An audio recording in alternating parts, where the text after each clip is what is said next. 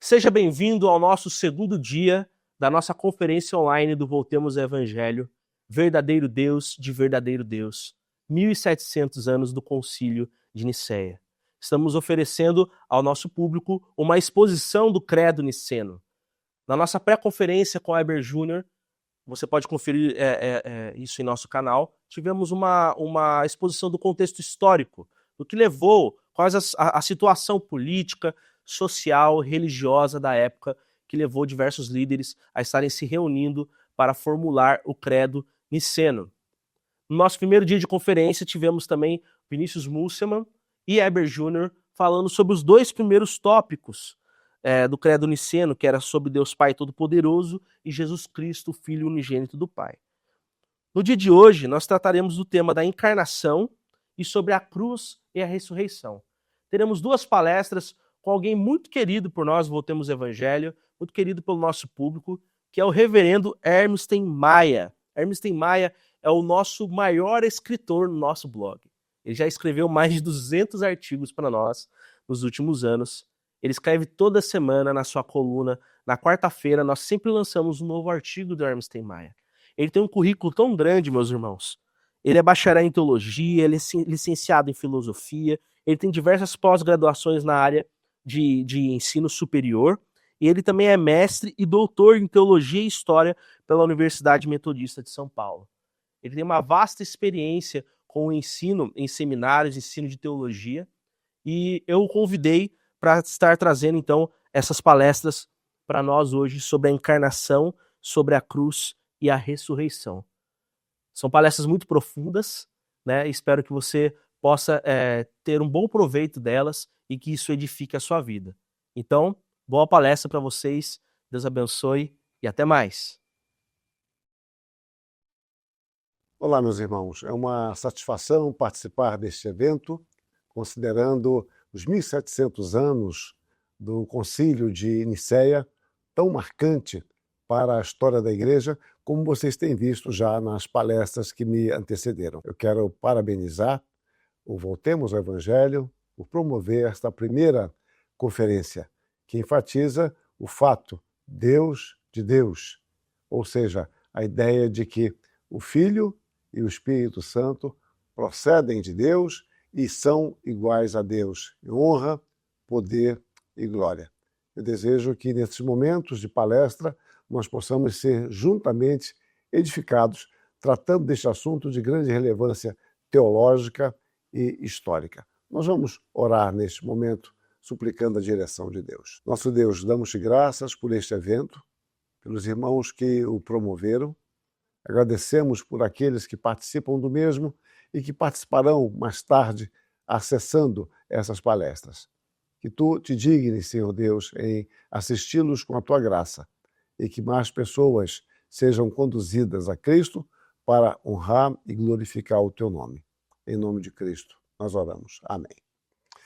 Meus irmãos, o nosso tema é Encarnação, o Verbo feito carne. O Credo de Niceno 325, como vocês sabem, declara a respeito de Cristo. Cremos, eu estou aqui intercalado no texto, cremos em um só Senhor, Jesus Cristo, o qual, por nós homens e por nossa salvação, desceu e se encarnou e se fez homem. Vejamos aqui a narrativa bíblica, eu vou selecionar algumas delas. A primeira é de Mateus, capítulo 1, versos 18 e 20. Ora, o nascimento de Jesus Cristo foi assim: estando Maria, sua mãe, desposada com José, sem que tivessem antes coabitado, destaque, achou-se grávida pelo Espírito Santo. Agora o verso 20. Enquanto ponderava nestas coisas, eis que lhe apareceu em sonho um anjo do Senhor, dizendo: José, filho de Davi, não temas receber Maria, tua mulher, porque o que nela foi gerado é do Espírito Santo. Um outro texto, que é fundamental, é Lucas 1,35. Respondeu-lhe o anjo: descerá sobre ti o Espírito Santo e o poder do Altíssimo te envolverá com a sua sombra. Por isso, também, o ente santo que há de nascer será chamado Filho de Deus. E, finalmente, Hebreus 10,5, que dá uma interpretação teológica a este fato. Por isso, ao entrar no mundo, diz: sacrifício e oferta não quiseste, antes, eu destaco, um corpo me formaste. Hebreus 10, 5. O nascimento de Jesus Cristo, como fica evidente, foi uma atividade trinitária. O Logos eterno ativamente se fez homem. No entanto, como é comum nas Escrituras, determinadas atividades, algumas vezes é atribuída mais especificamente a uma pessoa, ainda que quando nós vamos comparar os textos, vamos observar a participação trinitária. O nascimento sobrenatural de Cristo é mais especificamente atribuído à pessoa do Espírito Santo. Ou seja, a Trindade participou ativamente, mas o Espírito Santo, a terceira pessoa, é mais destacada dentro do nascimento de Jesus. As Escrituras, sem detalhar o fato, nos mostram com clareza a ação misteriosa do Espírito. A clareza do mistério é justamente para que não tentemos investigar o que aprouve a Deus não revelar. Então, nós trabalhamos dentro do revelado. O fato que a Bíblia nos mostra é que o Espírito veio sobre Maria, a revestindo com o seu poder preservador. O Espírito formou o corpo e dotou a alma humana de Cristo com todas as qualificações para a sua obra. Eu estou fazendo aqui uma paráfrase ao comentário de Charles Roger. Então, nós vemos no nascimento de Cristo uma ação processual, obedecendo às etapas naturais do desenvolvimento do feto no útero materno. O que eu quero dizer, em outras palavras, é que o nascimento de Jesus Cristo ele acompanhou um processo natural, como uma criança. Ao mesmo tempo que o Logos eterno esteve unido ao feto humano concedido pelo Espírito Santo, não há uma deificação da natureza humana. O Logos não deificou a pessoa de Jesus Cristo, porque isso anularia a sua natureza humana. Por isso, ele foi concebido miraculosamente como Deus homem. A humilhação do Filho, historicamente, iniciou-se na encarnação no útero de Maria. E assim foi a sua vida, assim foi o seu ministério, com alguns poucos vislumbres de glória que nós podemos perceber aqui e ali, até o início da sua glorificação por meio de sua ressurreição. Aspectos desses fatos são descritos pelo evangelista Lucas de forma simples e bela. Eu tomo um texto um pouco mais longo de Lucas e eu vou intercalar o texto em Lucas 2, que começa dizendo assim, no verso 4. José também subiu da Galiléia, da cidade de Nazaré, para a Judéia, a cidade de Davi, chamada Belém, por ser ele da casa da família de Davi, a fim de alistar-se com Maria, sua esposa, que estava grávida. Estando eles ali, aconteceu completarem-se os dias, e ela deu à luz o seu filho primogênito, enfaixou-o e o deitou numa manjedoura, porque não havia lugar para eles na hospedaria. Havia naquela mesma região pastores que viviam nos campos e guardavam seu rebanho durante as vigílias da noite. E o anjo do Senhor desceu aonde eles estavam, e a glória do Senhor brilhou ao redor deles e ficaram tomados de grande temor. Antes de continuar, observe aqui o que eu estou dizendo sobre vislumbres da glória. Nós encontramos uma estrebaria e, ao mesmo tempo, vemos o anjo do Senhor desceu aonde eles estavam e a glória do Senhor brilhou ao redor deles e ficaram tomados de grande temor. E o texto continua. O anjo, porém, lhes disse, não temais, eis aqui vos trago boa nova de grande alegria, que o será para todo o povo. É que hoje vos nasceu na cidade de Davi o Salvador, que é Cristo, o Senhor. Nasceu na estrebaria. A glória é Cristo o Senhor. E o texto continua. E isto vos servirá de sinal. Encontrareis uma criança envolta em faixas e deitada em manjedoura. Passados os dias da purificação deles, segundo a lei de Moisés, levaram-no a Jerusalém para o apresentarem ao Senhor. Movido pelo Espírito, foi ao templo, e quando os pais trouxeram o menino Jesus, para fazerem com ele o que a lei ordenava, Simeão o tomou nos braços e o louvou a Deus. Reparem os contrastes dos textos que eu estou intercalando aqui. Estrebaria, glória, é o Senhor, o Espírito Santo conduz ao templo. Agora, Simeão toma o Senhor da glória nos braços. É uma narrativa belíssima. E continua o texto. Crescia o menino e se fortalecia, enchendo-se de sabedoria, e a graça de Deus estava sobre ele. Ora, anualmente iam seus pais a Jerusalém para a festa da Páscoa. Quando ele atingiu os 12 anos, subiram a Jerusalém, segundo o costume da festa. E crescia Jesus em sabedoria, estatura e graça diante de Deus e dos homens. Então, eu li Lucas 2, de 4 a 12, depois versos 22, 27, 28, 40, 42 e o verso 52. Então, Jesus nasceu como uma criança normal, após cumprir-se os dias, os 9 meses de gestação.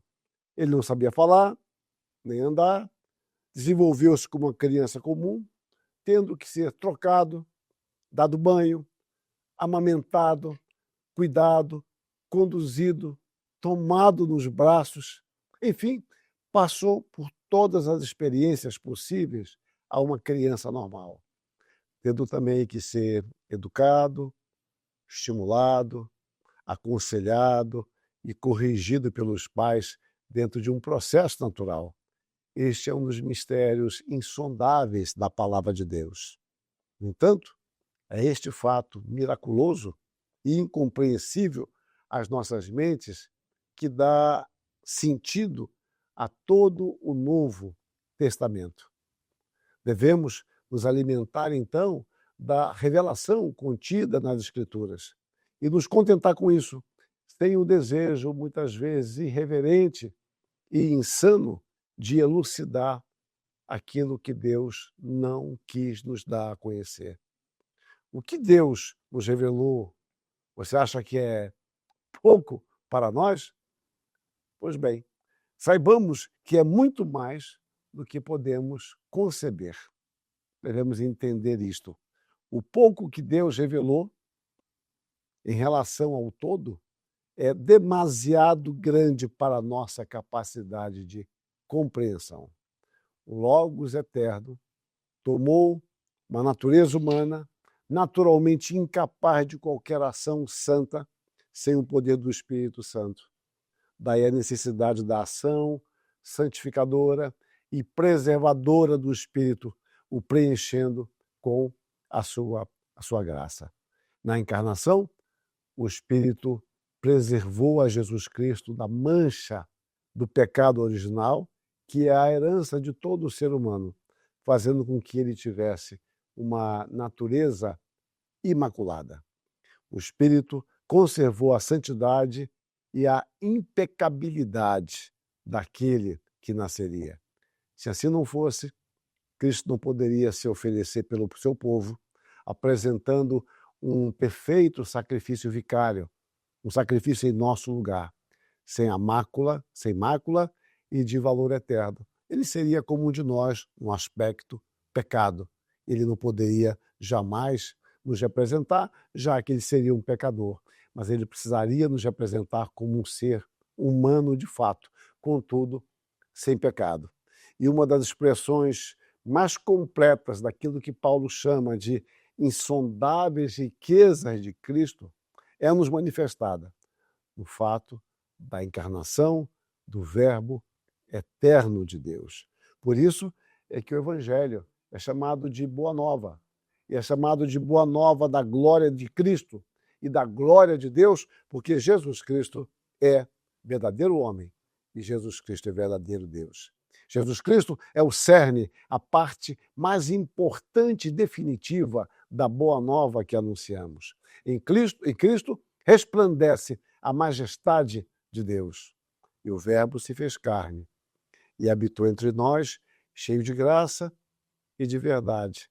E vimos a sua glória, glória como do unigênito do Pai, como diz João no seu Evangelho, João 1,14. Por isso, somente Deus é glorioso. O Evangelho nos enriquece. Jesus Cristo é o Senhor da glória, rico em sua glória eterna. Fez-se pobre, como diz o apóstolo, por amor do seu povo, a fim de que fôssemos enriquecidos com a plenitude da sua graça. E Paulo diz: pois conheceis a graça de nosso Senhor Jesus Cristo, que sendo rico, se fez pobre por nós, por amor de vós, para que pela sua pobreza vos tornasseis ricos. Reparem aí o paradoxo. Ele é o Senhor da glória, ele é rico, fez-se pobre, para que pela sua pobreza ele nos tornasse ricos. Na realidade, a sua humilhação, que envolve a sua encarnação e morte, e a exaltação, que envolve a ressurreição, glorificação e ascensão, não afetaram a essência da natureza divina. Joe Owen faz um comentário muito pertinente, eu leio parte do comentário dele. Quando ele tomou sobre si a forma de um servo em nossa natureza, ele se tornou aquilo que nunca havia sido antes, mas não deixou de ser aquilo que sempre tinha sido em sua natureza divina. Ele, que é Deus, não pode deixar de ser Deus. A glória da sua natureza divina está velada, de forma que aqueles que o viram não acreditaram que ele era Deus. Algo magnífico aqui, meus irmãos. O Senhor da glória. Ele não abandonou a sua glória. O esvaziar-se tem a ver com ocultar. Ele não deixou a sua glória revelada, porque senão nenhum de nós poderia conviver com ele. Na carta aos Efésios, Paulo se considera um agraciado por poder anunciar o evangelho aos gentios, levando a boa nova de salvação, a qual tem em seu conteúdo necessário, essencial, a incompreensível, inexaurível e inarrável riqueza de Cristo. A gente usa expressões para falar de algo que transcende a nossa compreensão. Transcende também, como é natural, a nossa capacidade de descrever. Diz então, de forma reverente e entusiasta, o apóstolo, considerando esta realidade: a mim, o menor de todos os santos, foi dada esta graça de pregar aos gentios, reparem a expressão, o evangelho das insondáveis riquezas de Cristo. Paulo se sente um privilegiado por pregar o evangelho. E este evangelho tem como essência as insondáveis riquezas de Cristo. Não podemos pensar nesta insondável riqueza sem termos nossos olhos voltados para a encarnação do Verbo. A perfeição única e inexplicável de Jesus Cristo, o Filho eterno de Deus, que se encarnou para morrer pelo seu povo, nos restaurando a comunhão com Deus.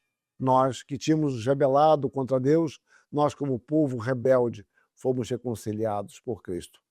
Paulo fala de Cristo como um rico e glorioso mistério que agora foi revelado aos gentios pelo Evangelho. Ele diz lá em Colossenses, o mistério que estivera oculto dos séculos e das gerações, agora todavia se manifestou aos seus santos, aos quais Deus quis dar a conhecer qual seja a riqueza da glória deste mistério entre os gentios, isto é, Cristo em vós, esperança da glória. Em outro lugar, o apóstolo diz de forma sublime, evidentemente, grande é o mistério da piedade. Aquele que foi manifestado na carne, foi justificado em espírito, contemplado por anjos, pregado entre os gentios, crido no mundo, recebido na glória. 1 Timóteo 3,16. Então, meus irmãos, o que aprendemos aqui é que a nossa relação correta com Deus e com o nosso próximo, porque este é o sentido da piedade bíblica, da palavra que Paulo aqui emprega, começa por uma compreensão correta da grandeza do mistério da encarnação. Observe bem o que o texto diz. Grande é o mistério da piedade. Aí você fica pensando, que mistério é esse da piedade? Aquele que foi manifestado na carne, foi justificado em espírito, contemplado por anjos, e ele continua a sua mensagem. Calvino, quando comenta esta passagem de Timóteo, ele diz: a descrição mais adequada da pessoa de Cristo está contida nas palavras: Deus se manifestou em carne. Em primeiro lugar, temos aqui uma afirmação distinta de ambas as naturezas, pois o apóstolo declara que Cristo é ao mesmo tempo verdadeiro Deus e verdadeiro homem.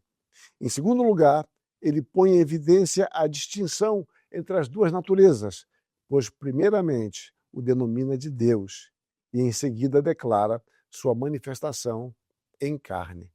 E em terceiro lugar, ele assevera a unidade de sua pessoa ao declarar que ela era uma e mesma pessoa, que era Deus e que se manifestou em carne. Nesta única frase, a fé genuína e ortodoxa é poderosamente armada contra Ário, Márcio, Nestório e Eutico. A forte ênfase no contraste das duas palavras, Deus e carne. A diferença entre Deus e o homem é imensa. E, todavia, em Cristo, vemos a glória infinita de Deus unida à nossa carne poluída, de tal sorte que ambos se tornaram uma só. Em Cristo, nós encontramos a síntese do infinito e do finito, carne e espírito. O espírito da glória, o Logos glorioso, o Deus eterno. A Trindade participa ativamente dentro deste processo. E o Logos voluntariamente se fez homem. E ali nós encontramos o verdadeiro Deus. Encontramos também o verdadeiro homem de carne, como nós. O propósito não revelado de Deus e, da mesma forma, a sua vontade revelada do Evangelho são por demais majestosos para poder ser plenamente compreendido e, digamos, rastreado por nós em toda a sua complexidade. O contraste deste conhecimento em relação ao nosso é intensamente perceptível. Paulo, extasiado com isso, em forma de doxologia, resume: ó profundidade da riqueza. Repare como a palavra riqueza aparece diversas vezes. E é a mesma palavra. Ó profundidade da riqueza, tanto da sabedoria como do conhecimento de Deus. Quão insondáveis são os teus juízos e quão inescrutáveis os teus caminhos. Nós não podemos prescrutar, penetrar isso. Nós reconhecemos que é uma riqueza profunda. E os juízos de Deus são impenetráveis por nós.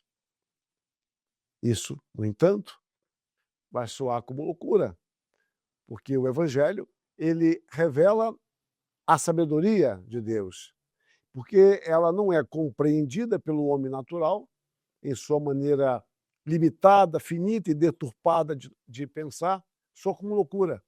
Ora, o homem poderia não compreender, como Paulo não compreende, e reconhece que isso é majestoso, é rico, é abundante, é transcendente.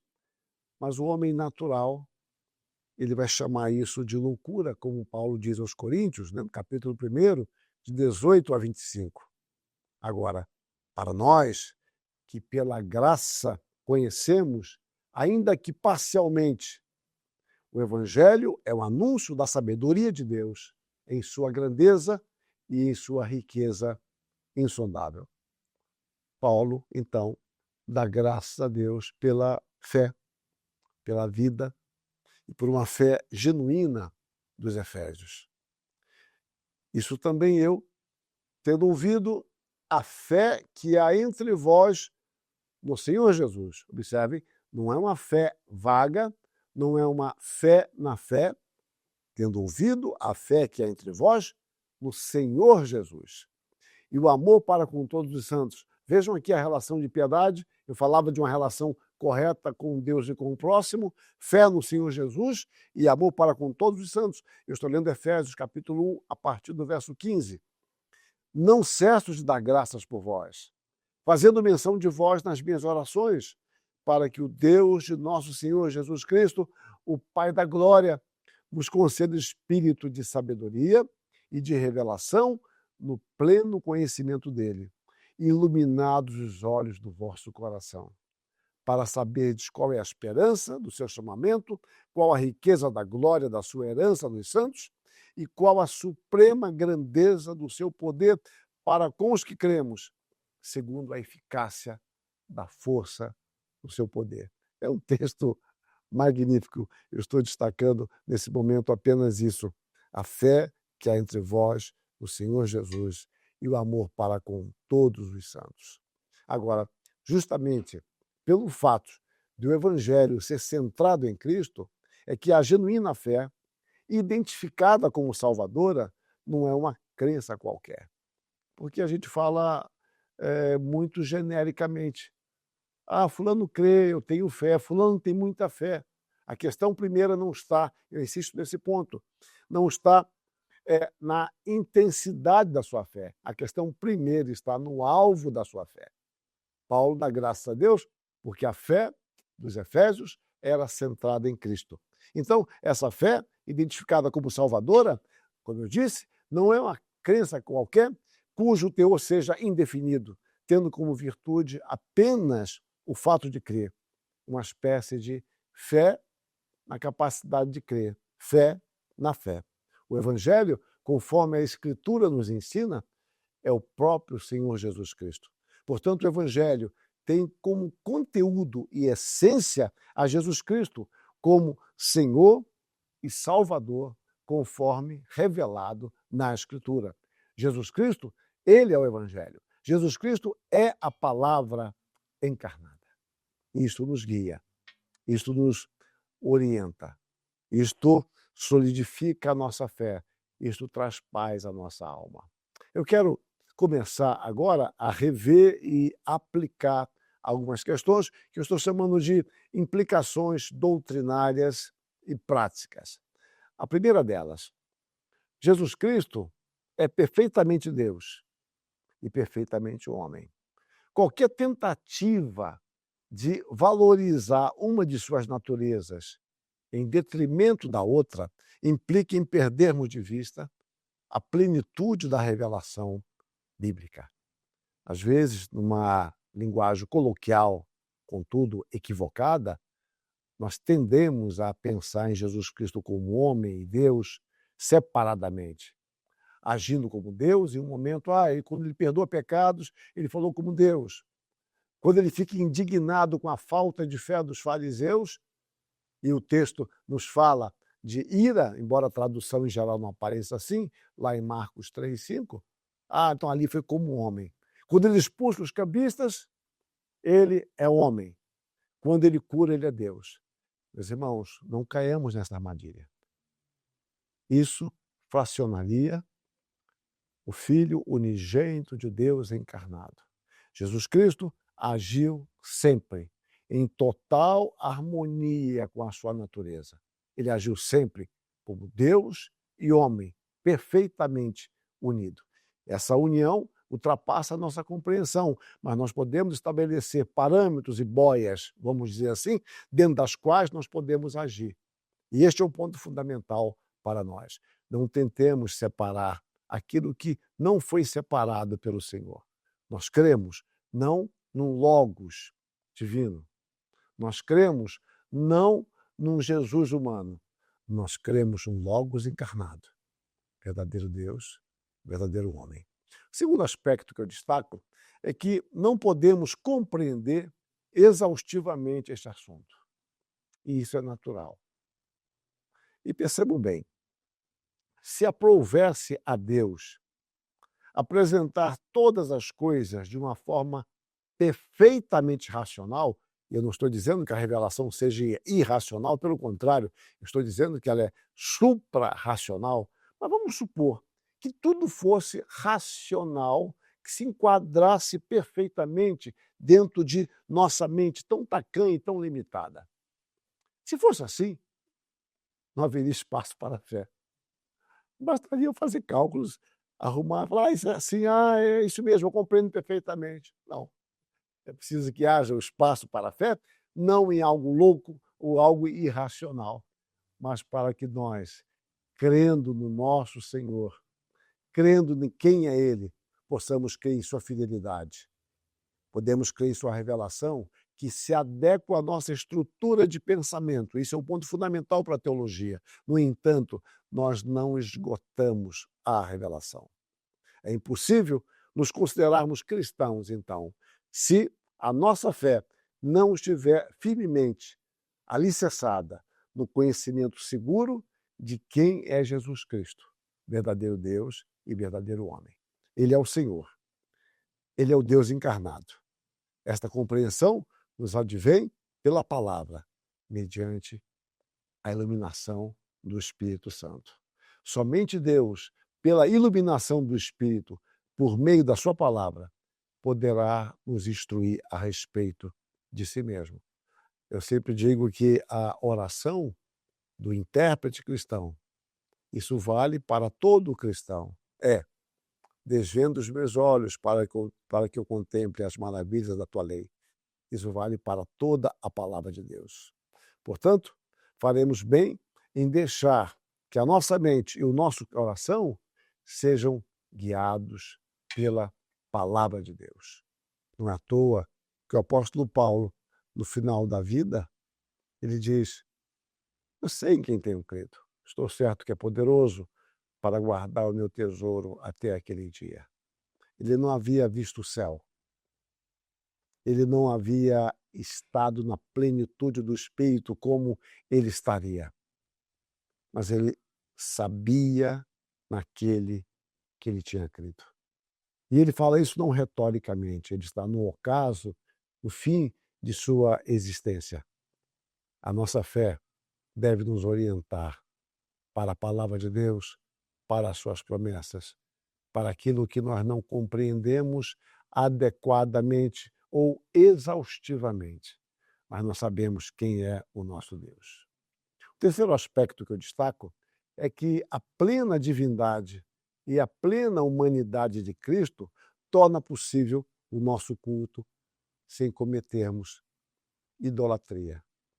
Se Jesus Cristo não é Deus, o nosso culto é idólatra. Eu destaco aqui um texto de Apocalipse 5:13, que diz assim: Então ouvi que toda criatura que há no céu e sobre a terra, debaixo da terra e sobre o mar, e tudo que neles há, estava dizendo, àquele que está sentado no trono, se refere a Deus Pai. E continua, e ao Cordeiro, Deus Filho, seja o louvor e a honra e a glória e o domínio pelos séculos dos séculos. Observe bem, aquele que está sentado no trono e ao Cordeiro. Bom, quem está sentado no trono? É o Deus Pai. E a distinção está aqui, sentado no trono e ao Cordeiro. Quem é o Cordeiro? É Jesus Cristo, o Cordeiro de Deus que tira o pecado do mundo. Seja o louvor e a honra e a glória e o domínio pelos séculos dos séculos. Jesus Cristo, o Cordeiro, está junto com o Pai no seu trono e nós cultuamos a eles. Se Jesus Cristo não é Deus, o nosso culto, que é oferecido à Trindade, é oferecido ao Pai pela mediação de Jesus Cristo, sob a direção do Espírito Santo, seria um culto impossível. Um quarto aspecto é que a encarnação tem a sua origem na bondade de Deus. Entretanto, ela se tornou necessária devido ao pecado. Com isso, o que eu estou dizendo é o seguinte: o nosso pecado não gerou a encarnação. O nosso pecado não gerou a encarnação. O nosso pecado gerou uma necessidade. O nosso pecado nos fala de nossa separação, de nosso rompimento com Deus e de nossa inevitável condenação. Mas Deus, em sua bondade, em seu amor eterno, providenciou a encarnação para salvar o seu povo. Então a encarnação tem origem em Deus, não em nosso pecado. Todo o sofrimento de Jesus Cristo tem como causa motora o seu amor eterno pelos pecadores eleitos.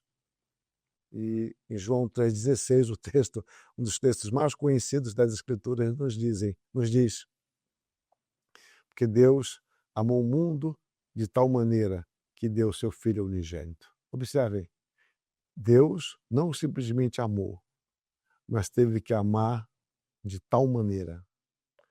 Somente um tal amor poderia prover a salvação para o seu povo. Não era um amor qualquer. Não era um pequeno amor. Não é um amor sob medida, mas é um tal amor. Porque a situação na qual o homem se encontrava, todos nós nos encontrávamos, é uma situação de pecado, de domínio, de escravidão, rompidos com Deus, indiferentes a Deus e sem nenhuma capacidade ou desejo de nos reconciliar com Ele. Mas Deus amou o mundo de tal maneira que deu o seu Filho unigênito, para que todo aquele que nele crê não pereça, mas tenha a vida eterna. Percebam que bondade magnífica, que amor também que ultrapassa a nossa compreensão. Quando Paulo fala em Efésios, capítulo 1, que Deus deu o seu Filho, nos fala do o amado, é um texto que transcende a nossa compreensão. Por quê? Eu posso compreender alguém vender o menor para adquirir algo maior. Mas Paulo nos fala que nós fomos resgatados, nós tivemos a expiação de nossos pecados no amado. Nós não somos o amado. Nós podemos e somos, por graça, os amados. Mas Deus entrega o seu amado para conquistar aqueles que eram inimigos, porque Ele nos amava. Mas Ele nos amava mais do que amava o seu Filho? É claro que não. Ele não nos amava mais do que a seu Filho. Mas o fato é que o Senhor nos entregou o Filho, porque o Filho também se entregou a si mesmo. Então nós somos amados não apenas do Pai, nós somos amados do Filho, nós somos amados pelo Espírito Santo. O Pai não obrigou o seu Filho a vir. O Filho voluntariamente se deu. Ninguém tem poder para tomar a minha vida. Eu espontaneamente a dou de Jesus Cristo. Paulo fala aos Gálatas que nós somos salvos conforme a vontade de Deus, em harmonia com a ação de Jesus Cristo. Observe, então, que isso ultrapassa muito a nossa compreensão. Outro aspecto, nós só conseguimos entender a obra de Cristo quando aceitamos pela fé o mistério glorioso de suas duas naturezas. Sem aceitarmos esse mistério, não há salvação nenhuma para nós. Sem a compreensão adequada disto, de que podemos caminhar dentro da revelação bíblica. E esse mistério que foi revelado a nós, foi revelado não quanto às particularidades, não quanto aos detalhes da sua essência, mas de que Deus se fez carne. E esse Deus é o nosso Salvador. Outro ponto que eu enfatizei lá atrás, eu quero retomá-lo aqui. Nós estamos convencidos de que a genuína piedade bíblica começa pela compreensão correta do mistério de Cristo, conforme nos diz Paulo, e nós lemos lá atrás. Evidentemente, grande é o mistério da piedade. Aquele que foi manifestado na carne, foi justificado em espírito, contemplado por anjos, pregado entre os gentios, crido no mundo, recebido na glória. Grande é este mistério. Todo conhecimento cristão deve vir acompanhado da piedade. Aliás, biblicamente, não há separação quanto a isso, não há nenhuma separação. O conhecimento cristão estará sempre associado à piedade. Quando o apóstolo Paulo se apresenta aos irmãos de Creta, se apresenta em termos textuais, ele diz: Paulo, servo de Deus e apóstolo de Jesus Cristo, para promover a fé que é dos eleitos de Deus e o pleno conhecimento da verdade segundo a piedade. Observem, pleno conhecimento da verdade segundo a piedade.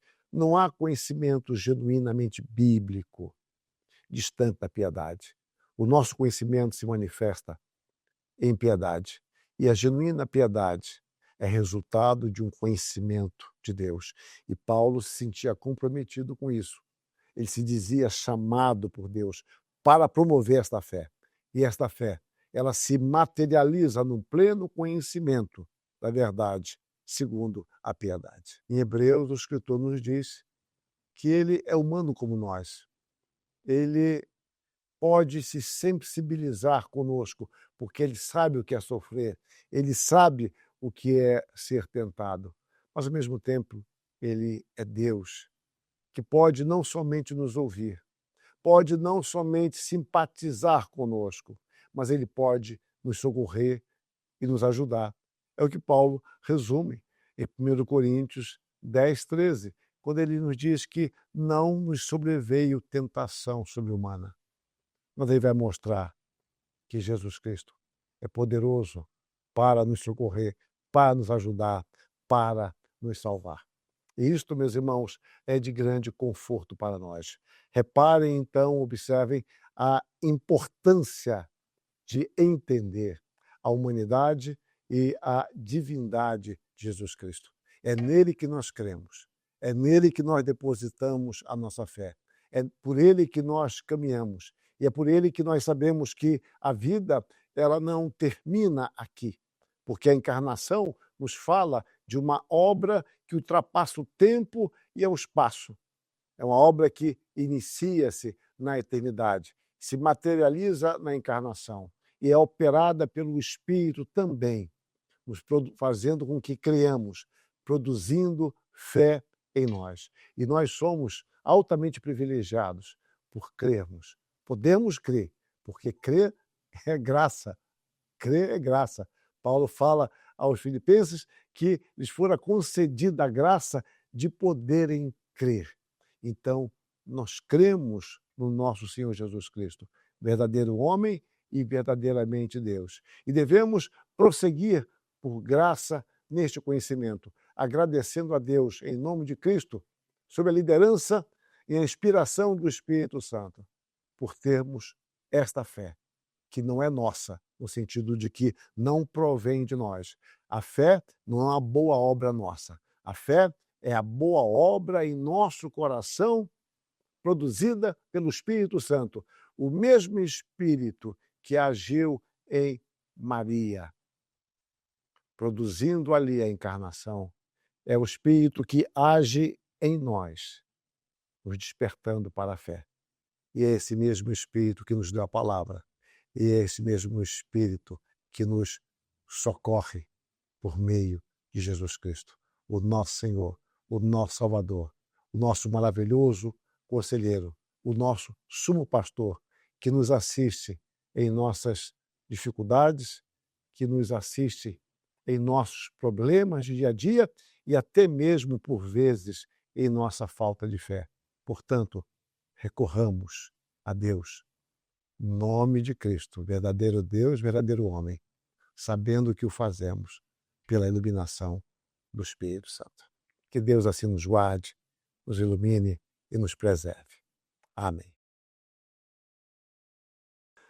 Olá, meus irmãos, vamos hoje para a nossa segunda palestra, não a segunda do evento, mas a minha segunda palestra nesse evento, que eu estou muito contente em participar dele. Na primeira conferência, Voltemos o Evangelho. Vamos orar pedindo a direção de Deus. Nosso Deus, nós te damos graças por participarmos deste evento mais uma vez.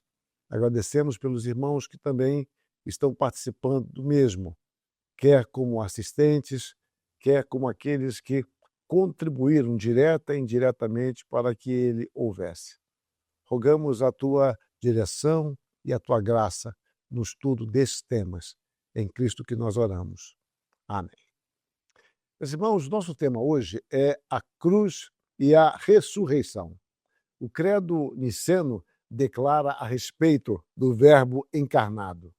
Sofreu e ressuscitou ao terceiro dia. Sofreu e ressuscitou. Reparem que aqui já fala da humanidade e também da sua divindade.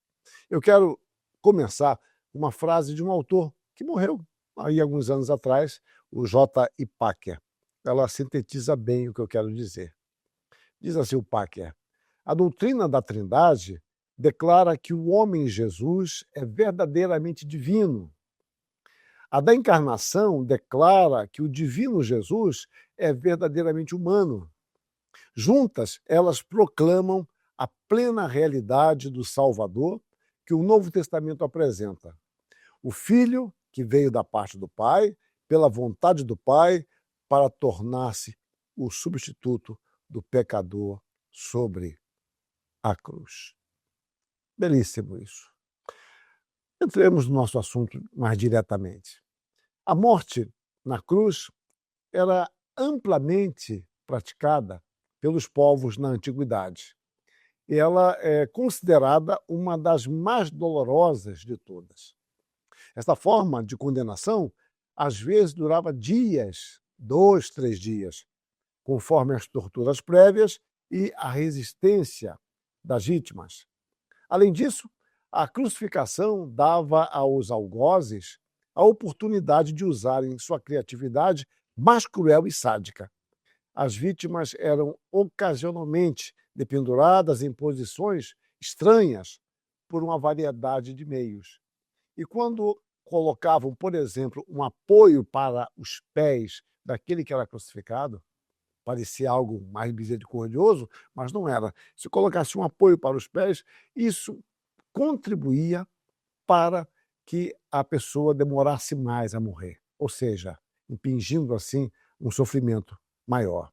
A morte de Jesus Cristo, ela foi relativamente rápida, causando surpresa a Pilatos. Basta você comparar Marcos 15, versos 25, 33 e 44. Ele morreu, não durou tantas horas assim para morrer, como seria mais natural. Esta forma de penalidade era aplicada entre os romanos como meio de tortura física e também de expor os criminosos à mais vil forma de vergonha, porque ele está totalmente exposto, com dores, e servia de escárnio público. Então, os romanos praticavam desta forma. Para o judeu, além de todo esse sofrimento, exposição e dor, tinha um ingrediente ainda mais grave. Era o sinal de maldição, conforme Paulo escreve em Gálatas 3:13, refletindo o que está em Deuteronômio 21, 23. Aqui temos um ponto de extrema relevância, que mesmo não fazendo parte direta de nossa análise, deve ser mencionado. Os atos livres dos homens concorrem de uma forma ou de outra para a execução do plano de Deus. Os homens mataram a Jesus Cristo. Entretanto, eles cumpriram livremente a vontade de Deus.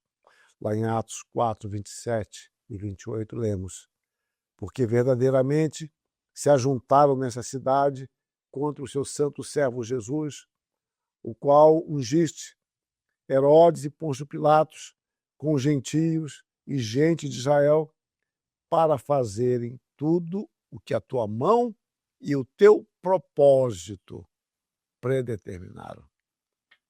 Jesus dissera: por isso o Pai me ama, porque eu dou a minha vida para reassumir. Ninguém a tira de mim, pelo contrário, eu espontaneamente a dou.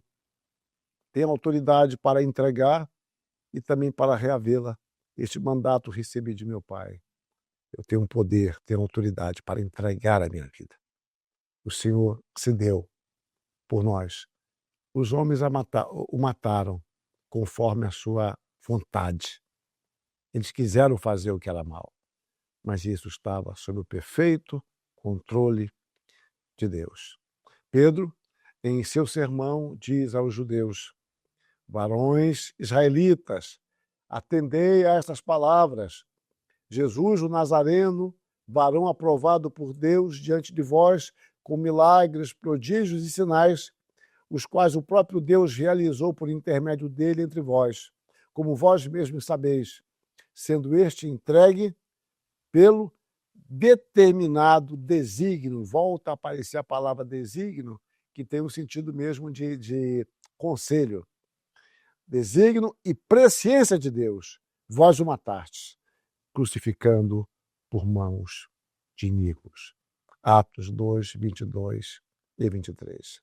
A morte de Cristo, com todos os seus agravantes, fazia parte do propósito eterno de Deus.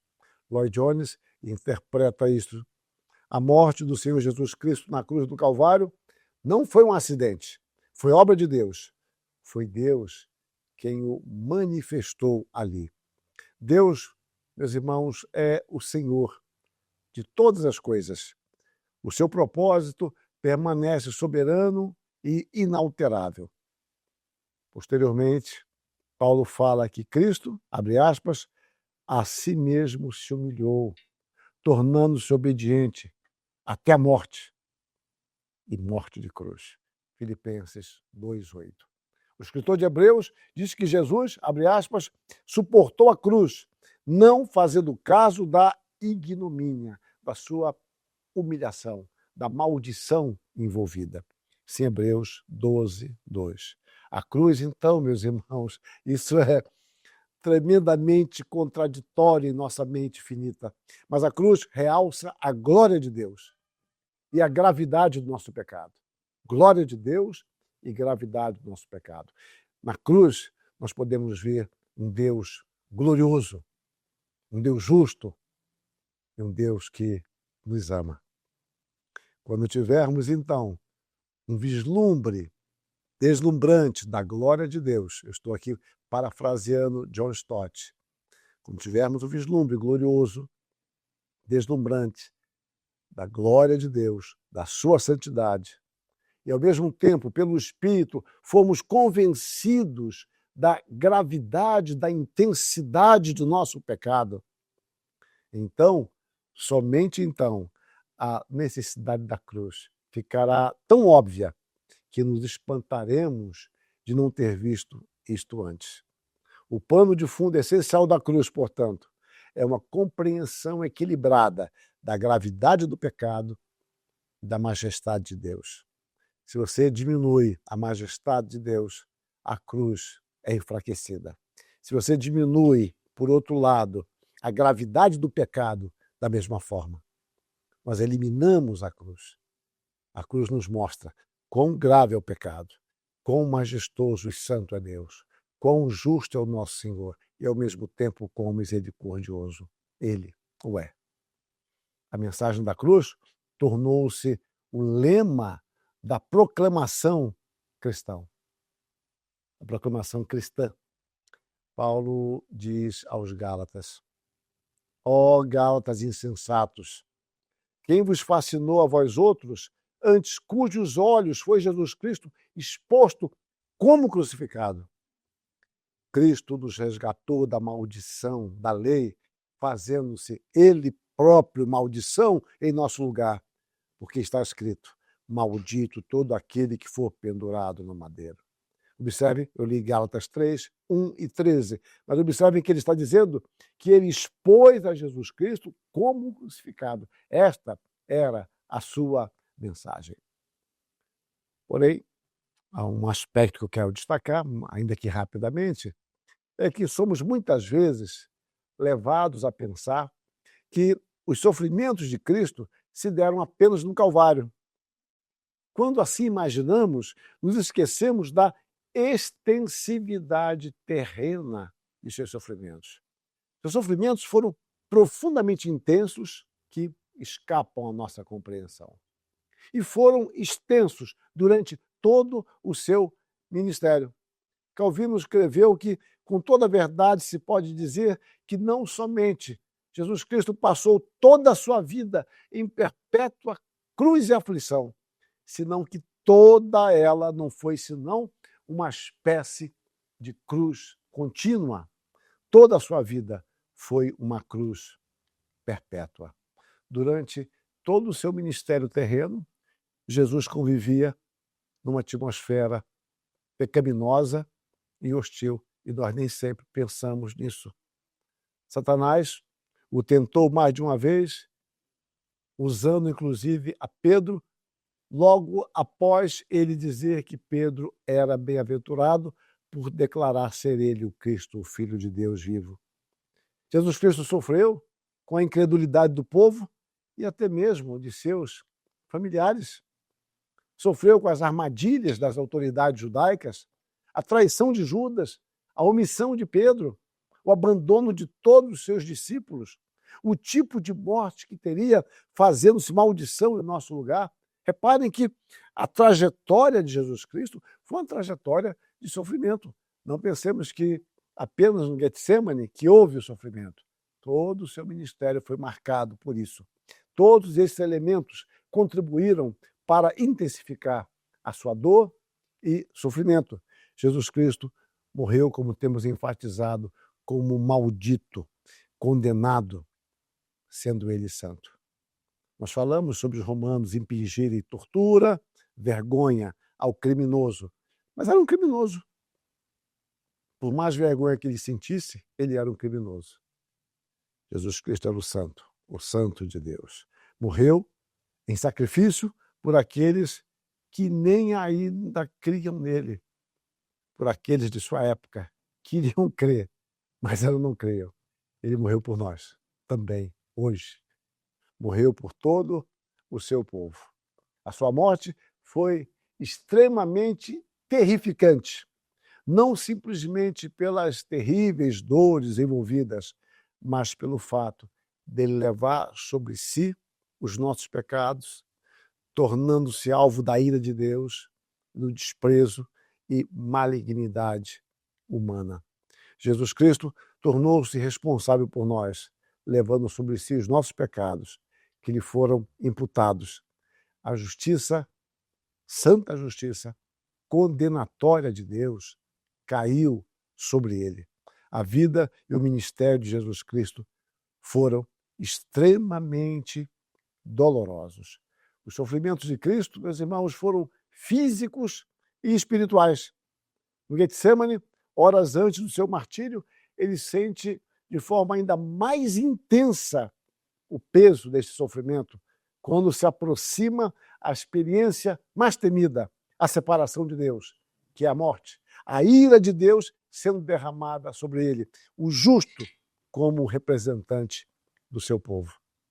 Todavia, Jesus Cristo se abandonou na vontade do Pai, o qual é a vontade determinante para ele. Jesus Cristo, na encarnação, abre mão, como vimos na outra palestra, da sua glória, ele oculta a sua glória. E durante este ministério, conforme o pacto da redenção feito entre o Pai e o Filho, ele só sabia o que lhe convinha saber, e a sua vontade estaria submissa à vontade do Pai, para justamente prover a salvação para o seu povo.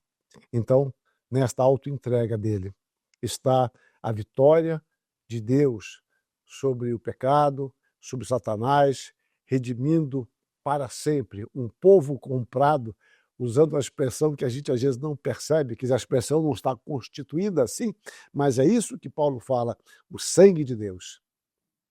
A igreja foi adquirida com o sangue de Deus, conforme Atos 20, 28. O sangue de Deus, porque Jesus Cristo é Deus. A morte de nosso Senhor pelo prisma da ressurreição, significa a entrada da vida em nossa história. Da vida e do significado da vida. A história levada a cabo pelo homem tem a morte como fim. A história conduzida misericordiosamente por Deus tem em seu final a vida e vida abundante por meio do servo sofredor, que também é o Rei vitorioso. Servo sofredor, Rei vitorioso. O Senhor da glória morreu por nós. Observem como a Bíblia trabalha com estas expressões, com esses conceitos que estão fora do nosso alcance de compreensão plena. O domínio da morte e de seus horrores foi vencido na morte e na ressurreição do Senhor. Reparem, a morte venceu a morte por meio da ressurreição de Jesus Cristo. A morte de Cristo, que parecia uma vitória de Satanás sobre o reinado do Senhor, foi, antes de tudo, a realização do propósito de Deus, como vimos. Olha, vocês o mataram, vocês fizeram isto, mas conforme a vontade de Deus. A livre agência humana para fazer o mal e a soberania de Deus sobre todas as coisas. A ressurreição de Cristo é o coroamento do seu ministério e é o coroamento desta vitória sobre o pecado, a morte e Satanás. No entanto, esta mensagem que é tão importante e que Paulo demonstra que assim ele anunciava o Evangelho, que o livro de Atos demonstra também esta verdade, ela nunca soou como algo simpático aos ouvidos que já dispunham naturalmente de seu filtro cultural e teológico. Para os judeus, soava como escândalo e pedra de tropeço, visto que essa realidade não era compatível com as suas crenças. Para os gregos, isso era loucura.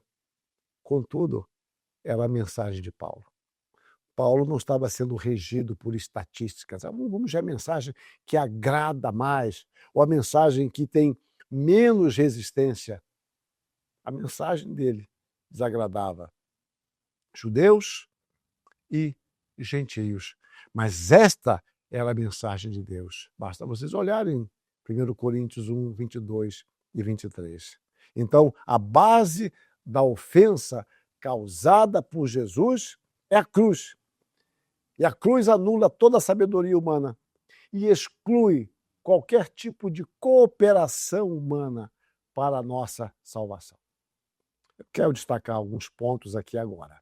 O primeiro deles é o significado da mensagem da cruz. A mensagem da cruz tem um sentido objetivo, mas adquire também um sentido subjetivo, conforme a recepção ou não do Evangelho. Então, ela tem um sentido objetivo, que eu vou esclarecer isso, mas ela assume um sentido subjetivo conforme a crença, ou seja, a fé daqueles que ouvem ou não fé. Vamos observar isso com mais calma. Primeiro, ela é escândalo e loucura para os que se perdem. 1 Coríntios 1, 18 e 23, Paulo diz: certamente a palavra da cruz é loucura para os que se perdem. Repare o aspecto subjetivo, para os que se perdem. Nós pregamos a Cristo crucificado, escândalo para os judeus, loucura para os gentios. Pelo fato dos homens não conseguirem entender a mensagem do Evangelho dentro do seu quadro de referência naturalista ou simplesmente deísta, consideram loucura. Tudo que não se adequa ao nosso padrão de pensamento é escândalo, ou pedra de tropeço, ou loucura. A mensagem da cruz é considerada loucura pelos que estão a perecer, justamente porque esse não possui qualquer atrativo de sabedoria. Ou seja, esta mensagem ela não tem atração. Porque eu poderia apresentar uma mensagem vazia, mas com uma beleza estética. Ela não tem grandes conteúdos, mas ela chega aos meus olhos, chega à minha mente com beleza. Essa mensagem não tem atrativo de sabedoria. Nada que a recomende às nossas mentes. Então, o desafio de Deus para nós, é importante entender isso, não é para que nós nos tornemos irracionais ou ignorantes. Antes, é para que submetamos a nossa inteligência à palavra. Aqui não se pede nenhum tipo de sacrifício lógico, racional. Antes, o que se requer é a humildade para reconhecer a nossa limitação diante da majestosa sabedoria de Deus. Como podemos ver em Romanos 11, 33 a 36. Desse modo, nós vamos exercitar por graça a louca sabedoria de Deus em nossa vida, reconhecendo nossa suficiência não em nossa inteligência, mas em Deus. Então, Deus não nos chama a abdicar de nossa racionalidade, de nossa inteligência ou de nossa lógica. Não, não é isso. Deus apenas vai nos mostrar que a nossa inteligência, a nossa racionalidade, a nossa lógica, que são tão importantes, e são importantes, elas não estabelecem o limite último do conhecimento. Entendam isso. Não é questão ou tudo ou nada. Não há um desprestígio da racionalidade, da lógica, da nossa inteligência. Nada disso. Apenas diz, olha, isto vocês têm porque eu dei. A forma que vocês usam tem limites maiores por causa do pecado. Há distorções. Aquilo que eu apresento para vocês tem um padrão maior.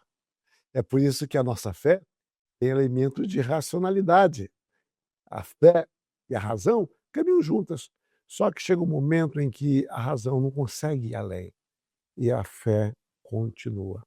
Ela não é irracional, ela é suprarracional. Importante ter isso em mente. E essa mensagem da cruz, ela é ofensiva àqueles que acham que o limite da verdade está circunscrito ao limite da razão. Por sua vez, a sabedoria do mundo é loucura diante de Deus. Outro aspecto, o poder de Deus para a salvação. Certamente, a palavra da cruz é loucura para os que se perdem, mas para nós que somos salvos, poder de Deus. Observe, peraí, como é que é esse negócio? A mensagem da cruz é loucura ou é poder? Veja o aspecto subjetivo. Eu creio e falo, olha, aqui está o poder de Deus. Aqueles que não creem falam, é loucura. Bom, mas se terminar na subjetividade, quem está certo? Aí nós vamos cair num problema. Então, é o que é para qualquer um de vocês. Mas o fato é que a mensagem da cruz, objetivamente, é o poder de Deus para a salvação. E os que creem, que internalizam pela graça esta certeza, usufruem do valor objetivo da salvação. E os que não creem, em sua subjetividade, eles abandonam o único caminho de reconciliação com Deus. Não me envergonho do Evangelho, diz o apóstolo, porque é o poder de Deus para a salvação. Aqui está o poder objetivo. Aqui está a verdade objetiva. É o poder de Deus para a salvação de todo aquele que crê. Deus, então, usa deliberadamente a pregação como um meio de salvação. Vejam, recebam isso. É loucura, mas Deus usa este método que soa para você como loucura e é pior. Loucura que Paulo está dizendo que os gregos chamavam não é uma loucura de enfermidade. O que Paulo diz é que os gregos chamavam a mensagem do evangelho de imbecil. Essa é a ideia do texto. Os gregos consideravam aquela mensagem uma idiotice, uma imbecilidade. E Paulo diz, olha, essa imbecilidade que vocês chamam foi o método que aprove a Deus usar. Então Deus vai nos salvar por meio da, entre aspas, imbecilidade da pregação. Vejam, isso dá um nó na cabeça do sujeito. O que você chama de imbecil é o método de Deus. Ah, Deus é imbecil? Muito bem, Deus é imbecil. Mas ele vai salvar sim, por meio daquilo que você que tem a razão como padrão final considera imbecil. Deus usa deliberadamente isso. Porque, olha o que diz Paulo, ainda 1 Coríntios 1:21. Aprove a Deus salvar aos que creem pela loucura da pregação. Se for descrever isso hoje, colocaria entre aspas. Aprove. Aprove aqui, a palavra tem um sentido de determinação de Deus, vontade de Deus, mas há um ingrediente muito sutil, que é o ingrediente do prazer.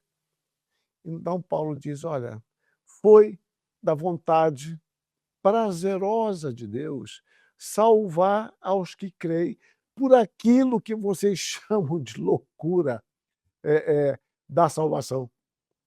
Perceba que Paulo ele arrebenta com a lógica dos gregos aqui, que consideravam ser o padrão final de avaliação de toda a verdade. O prazer de Deus, então, está em salvar o seu povo. O método estabelecido prazerosamente por ele é a pregação da palavra. O Evangelho é o anúncio da morte de Cristo, o Deus encarnado, que deu a sua vida para salvar o seu povo. Ele sofreu, morreu e ressuscitou. A sua expiação foi completa, tendo um valor infinito. Não existe evangelho sem a cruz de Cristo. A cruz não é algo que torna o evangelho mais sensível. A cruz não é algo que simplesmente é pregado para assustar. Não. Não existe evangelho sem cruz. Porque a cruz nos fala da majestade de Deus, do pecado humano.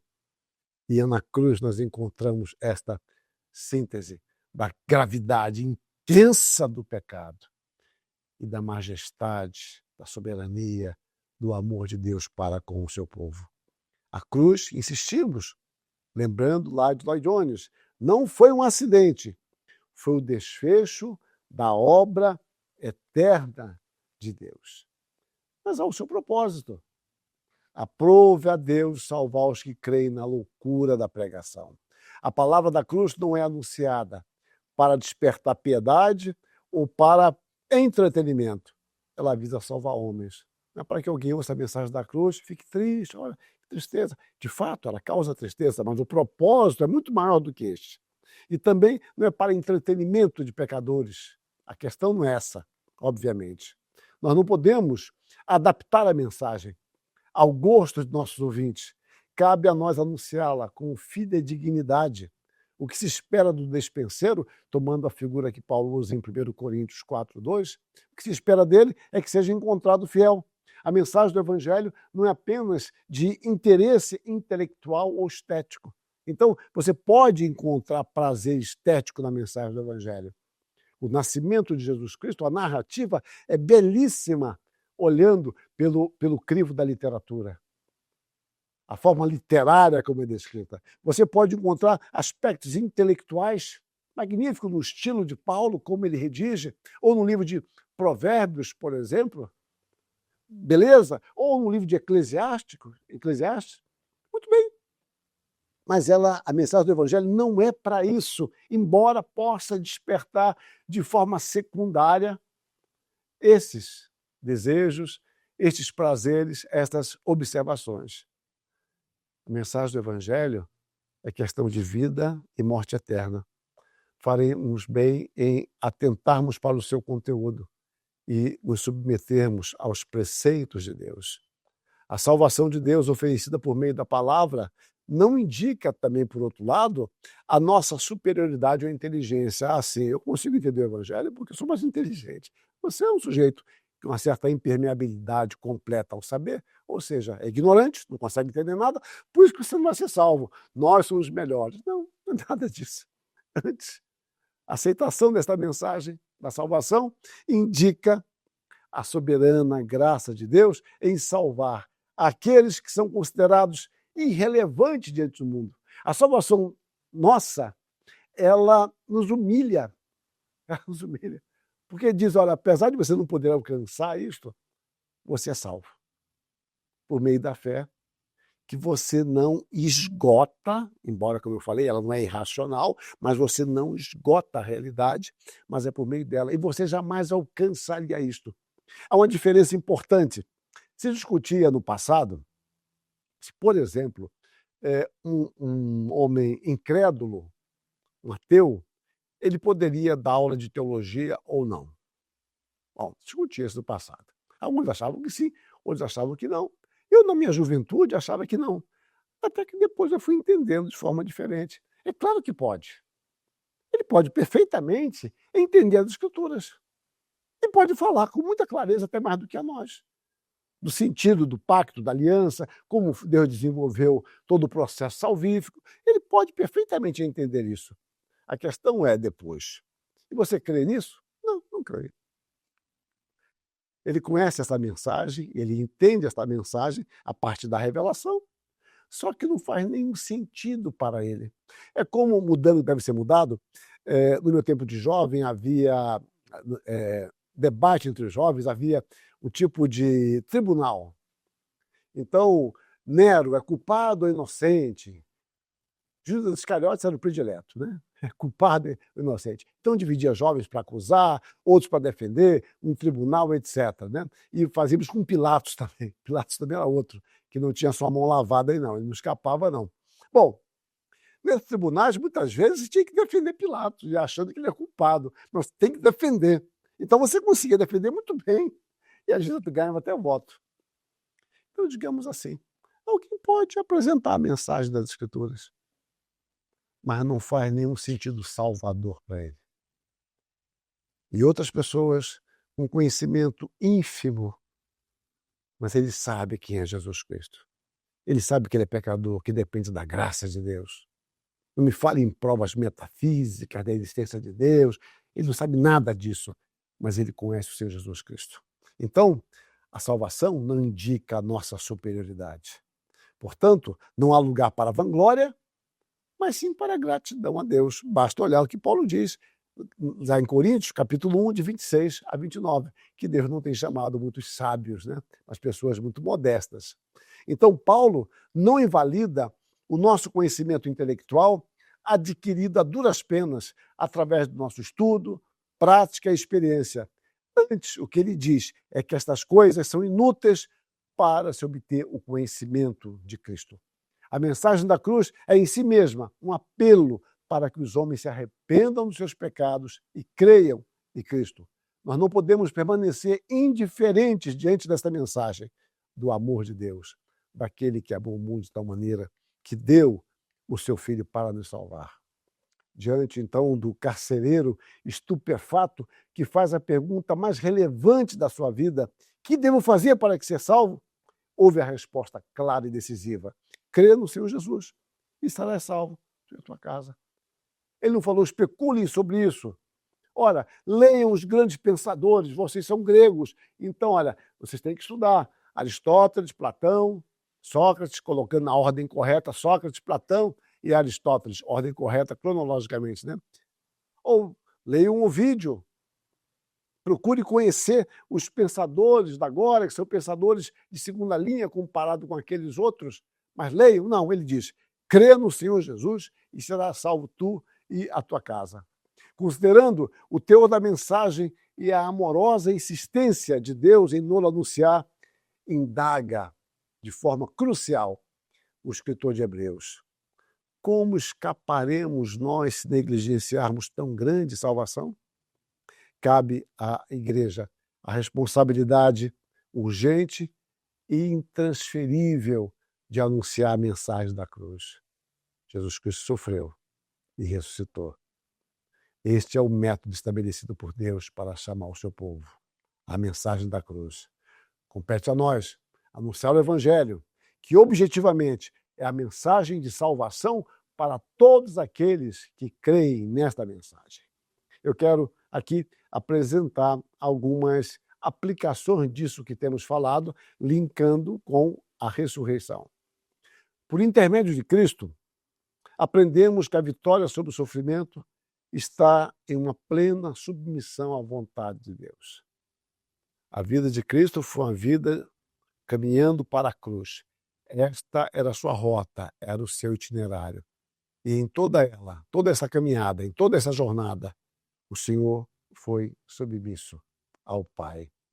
O segundo aspecto é que a igreja é conclamada a participar dos sofrimentos e das vitórias de Cristo. Nós estamos unidos a Cristo. Há um hino que diz, com Cristo unidos na morte da cruz. com Cristo, unidos na morte da cruz. Cada momento me guia o Senhor. A igreja é chamada a se identificar com o seu Senhor, na cruz, sofrimento e também na vitória, por meio da sua ressurreição. Na cruz, a misericórdia e a justiça de Deus foram igualmente expressas e eternamente reconciliadas. O santo amor de Deus foi satisfeito. Um outro aspecto. Jesus Cristo sofreu e morreu para nos trazer benefícios espirituais, santificando o seu povo. A sua obra tem sido digna de nós, em termos de a sua obra, reconstituindo a frase, a sua obra dignifica a nós. A sua obra nos traz a sua comunhão. A sua obra nos coloca na condição de filhos de Deus. Nós que éramos desprezados por causa do nosso próprio pecado, nós que nos afastamos de Deus, nos afastamos da vida. Em Cristo, nós somos agora reconciliados. E a pergunta é, a sua vida tem sido digna do sacrifício de Cristo e do propósito que ele estabeleceu? Você e eu, como cristãos, temos procurado dignificar a Cristo por meio de uma vida reconciliada, uma vida que foi transformada a partir da morte e ressurreição de Cristo? O quinto aspecto que eu destaco aqui, o estudo sobre os sofrimentos e a morte do Messias não deve ser apenas, como eu falei, para despertar compaixão em nós. Mas foi feita, essa mensagem foi anunciada para que nós nos arrependamos de nossos pecados e confessemos a Jesus Cristo como nosso único Senhor. Então essa mensagem deve nos conduzir a enxergar de forma mais real e concreta o amor de Deus, um amor que exige uma resposta do seu povo em obediência, fé e amor. O amor de Deus, que se manifesta também na cruz, exige de nós não piedade, mas exige fé. A nossa fé e obediência é uma resposta em amor ao amor de Deus para conosco. Um outro aspecto é que é impossível descrever de forma perfeita os sofrimentos de Cristo. Ninguém jamais poderá aquilatar de forma completa as dores do Messias, que foram únicas e suficientes. Jamais. E você pode pensar, mas outros foram crucificados como Jesus Cristo. Sim, e eu digo até mais, como eu fiz menção no início, pessoas duraram muito mais tempo na cruz. Como eu mencionei no início, Pilatos achou que ele morreu muito rápido. De fato, ele morreu em algumas horas. Pessoas morriam 2, 3 dias. Mas os sofrimentos de Cristo não estão limitados a isso, como já demonstrei. A vida de Cristo, como nós falamos, foi intensamente uma vida de sofrimento. A cruz era a sua rota. Todos os eleitos, desde os mais humildes até os mais sábios, desfrutaram dos benefícios da obra sacrificial de Cristo. Quando você compara com Isaías, você pode observar que o Senhor verá o fruto do seu trabalho e se alegrará. O Senhor se alegra com o fruto do seu trabalho. Fazendo uma analogia muito simplória, eu estava pensando sobre isso. É como uma mãe que vai ter um parto normal e sofre questão da dilatação, anestesia, e algumas demoram horas e horas para gerar. E durante o processo, e até mesmo antes do parto, algumas mães falam, não, olha, vai ser o primeiro e último. Ou algumas podem dizer, o quinto e último. Não, já está bom, o quinto e último está bom. Então, o primeiro nunca mais, né, sofrimento, etc. Passa um tempo, depois da criança nascida, as mães estão alegres. Eu não me lembro de mãe que gerou filho e está lá com um bebê lá de 3,5 kg, bonitinho, sorrindo lá, lindo para a mãe, pelo menos, e fala assim, nunca mais eu quero ter filho. Não, eu não lembro de ouvir isso. Não quer dizer que se alguém pensou isso, esteja errada.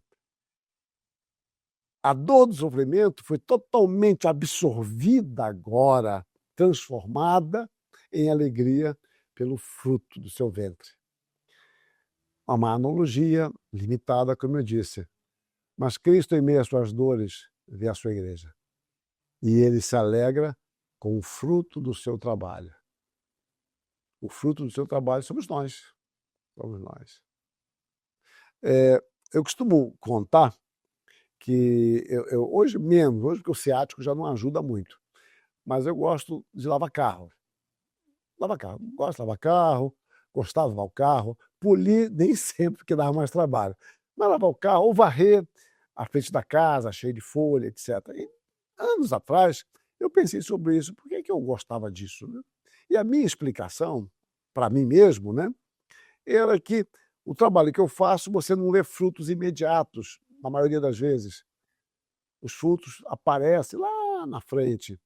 E varrer o quintal, à frente da casa, lavar o carro, é muito interessante. Você olha, estava sujo, ou estava cheio de folhas, olha, agora está limpo.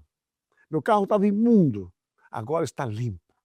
Olha aí, que beleza, o fruto aparece. Se você perguntar a alguém sobre o fruto do seu trabalho, ele poderá mostrar algo. Então, alguém pode mostrar o livro que escreveu, alguém poderá mostrar a mesa que fez. Os irmãos que cuidam da técnica dessa gravação poderão depois, olha só como é que conseguimos gravar bem, a despeito do palestrante, a coisa ficou boa lá. Bom, tudo bem, eu permito isso e entendo. É algo material, concreto. E se perguntasse a Cristo, cadê o fruto do seu trabalho? Ele mostraria a você e a mim. A igreja. Nós somos o fruto do trabalho do Senhor. Daquele que sofreu e ressuscitou. Ele morreu pelos nossos pecados e ressuscitou para a nossa justificação. Todos nós colhemos os frutos, os benefícios salvadores da obra sacrificial de Cristo. A igreja é o resultado efetivo e histórico do ministério sacrificial de Cristo. O sacrifício de Cristo não foi em vão. O Catecismo de Heidelberg, que eu gosto muito dele, 1563, tem uma pergunta 37, diz assim: que entendes pela palavra sofreu? Né? Falando justamente do sofrimento de Cristo, responde que durante toda a sua vida na terra, especialmente no fim dela, ele suportou no corpo e na alma a ira de Deus contra os pecados de todo o gênero humano, de modo que pelo seu sofrimento, como único sacrifício expiatório, ele redimisse o nosso corpo e a nossa alma da maldição eterna, e para nós conseguisse de Deus a graça, a justiça e a vida eterna. Belíssimo. Durante toda a sua vida na terra, especialmente no fim dela, ele suportou no corpo e na alma a ira de Deus contra o pecado. Mas ele, finalmente, conseguiu a graça e a justiça e a vida eterna para nós. Um outro aspecto que eu destaco: o Pai glorificou o Filho na ressurreição. E eu tomo Hebreus 5:5. Assim também Cristo a si mesmo não se glorificou para se tornar sumo sacerdote, mas o glorificou aquele que lhe disse: Tu és o meu filho, eu hoje te gerei. Nós falamos que a ressurreição é o coroamento do ministério terreno de Cristo, é o coroamento da sua obra, e o Pai o glorificou por meio da ressurreição. Outro aspecto é que a ressurreição de Cristo, como temos falado, é o ápice do seu ministério terreno. Ela representa para nós a vitória de Cristo. Por isso ela é repleta de significado para o ministério de Cristo e, consequentemente, para a vida da igreja, que é o seu corpo. Nós pregamos a Cristo crucificado. mas também pregamos o Cristo que ressuscitou. Morreu por nós e ressuscitou por nós. Um outro aspecto é que sem a ressurreição de Cristo, a obra de Cristo seria nula. A igreja não existiria, não haveria salvação, estaríamos todos perdidos para sempre. É como diz o apóstolo Paulo, quando ele argumenta com aqueles que negavam a ressurreição de Cristo. Ele fala, olha, é corrente pregar-se que Cristo ressuscitou. Mas como é que alguns de vocês falam que não há ressurreição de mortos? E ali ele segue essa lógica muito bem estabelecida. Primeiro Coríntios, capítulo 15, é belíssima a lógica de Paulo no desenvolvimento dos argumentos de seu adversário. E quando chega no verso 20, ele diz, mas de fato Cristo ressuscitou entre os mortos. Ou seja, não há ressurreição para vocês não creem que então Cristo ressuscitou? Mas agora há o ponto dele de rebate. Mas de fato, Cristo ressuscitou dentre os mortos. Este é o seu brado. E a igreja, então, exultante, canta sobre isso. Amém, Senhor Jesus. Vem, Senhor Jesus. A igreja declara a sua fé com o seu amém, com o seu maranata, que é a oração para que o Senhor venha. E eu destaco aqui mais um ponto. Jesus Cristo, por meio de sua morte e ressurreição, é o Senhor e o alvo da nossa esperança, que procede da fé. O Senhor não foi vencido pela morte. A morte foi o caminho para ele vencer a própria morte, pecado e Satanás, e nos conceder vida. E nós esperamos pelo regresso de Cristo. Maranata, ó vem, Senhor Jesus. Amém.